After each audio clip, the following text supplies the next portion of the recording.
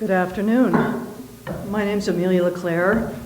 I am married to Garo Troop over there. And Garo and I have lived in Newton for 45 years on the same street. Let's see, I was born in France, but I came here when I was about 12, so I'm really very American. And I'm going to read a story that has nothing to do with food, but a lot to do with a different kind of a journey. When I was 17, I decided I wanted to be a conductor and a composer, but my father told me that girls don't do those things, that there just weren't any women conductors or composers, and that there must be a genetic reason for that. Two more men in my life whose opinions I respected agreed. One of them said, "You don't have to be a killer, you don't have the killer instinct." I had so little training at that point, but I knew no women who did such things, so I believed them. And I gave up my dream of conducting. I still desperately wanted to study music, though, and UMass Boston took in students like me with no prior training. I got my degree in composition, but there were no female role models, no composers that I had ever been taught about. So I raised my family, started my own business here in Newton, which allowed me to be a stay-at-home mom. When my children reached the age where mothers completely disappear from their mind's eye, about 12 or 13, I felt myself experiencing a whole new worldview. I called it Periscope Up, because I felt that up until that time I had been living under the water, consumed by the business of family and work, schools, doctors, lessons, sports, the PTO, summertime activities, family. When I looked through that periscope, though, I saw the top of the ocean. It was vast and open, and the possibilities seemed endless. I was 47.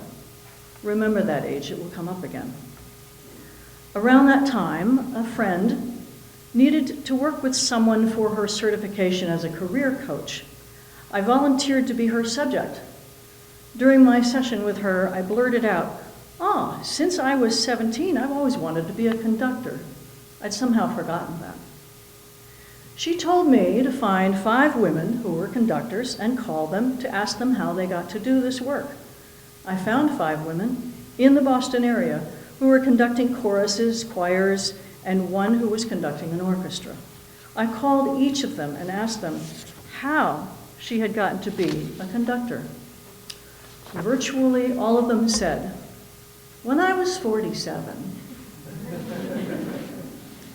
And then went on to tell me how they had achieved the remarkable feat of convincing people that they should stand in front of them and lead them in making music. I knew I had to follow this trajectory in my own life. Over the years, I had happened to learn about some nuns who composed music for their convents at Longy School of Music, where I was taking part-time courses. I was blown away by this discovery. In part, they were the reason I wanted to go back to school.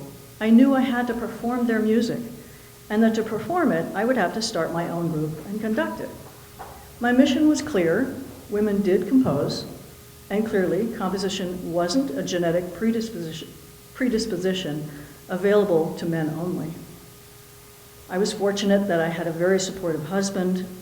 I spent a year and a half honing my very rusty musical skills, and then I applied to New England Conservatory for the choral conducting program. I found out that the new director of choral activities, named Simon Carrington, I knew about him because he was an early music singer. He had already chosen his maximum of 2 students. But I was told, apply anyway, and then I was told that Simon wanted to meet me. It was summertime. I went into Boston for my meeting, not knowing what this would be, except perhaps a coffee with a famous musician. I remember he wore shorts, and we chatted in a very informal and amiable way. I think he was just trying to see if and how a 50-year-old mother of 2 might manage the rigorous schedule of graduate school. He asked me to play a few scales on the piano, sing a few things. He tested my ear. Could I pick out a note from a cluster of notes? Could I sing some combination of notes that he sang first and I would do it by memory, that sort of thing? Fortunately, my ear has always been my gift. We had what I thought was a lovely chat. A few days later, I got a call from NEC Admissions saying Simon had accepted me as his third student. Yeah. I began my tenure on September 8th, 2001, just days before 9/11 when the world changed and everything stopped. But we all came back again and again to the discipline of music which nurtured us and gave us solace. The first weeks of that September were baptism by fire for me. I was so old, so out of my league, surrounded by brilliant young people with energy and ambition and chops. I had energy, I had ambition, I had no chops. And at my age, I frequently fell asleep reading. In despair, one morning I went in and announced to Simon, I couldn't do this. It's beyond my capability. Bless him, he scoffed and basically said in his very British way, nonsense. Here at last was a man who believed a woman could conduct, and he was willing to teach me. I told Simon about the women composers that I'd heard about, Hildegard von Bingen, Fanny Mendelssohn Hensel, among others. He'd never heard of them. He gave me a group of 15 women to conduct in an upcoming concert. I had to invent a way to conduct chant because of Hildegard. No one was teaching that. So I made my conducting debut with these 15 terrific voices, women's voices, at Jordan Hall in 2002. After graduation in 2003, I founded my group, Capella Clausura.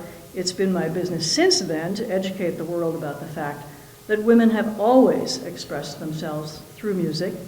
The only reason we don't know about these early composers is because their works have been lost, destroyed, discouraged, forgotten, hidden, erased.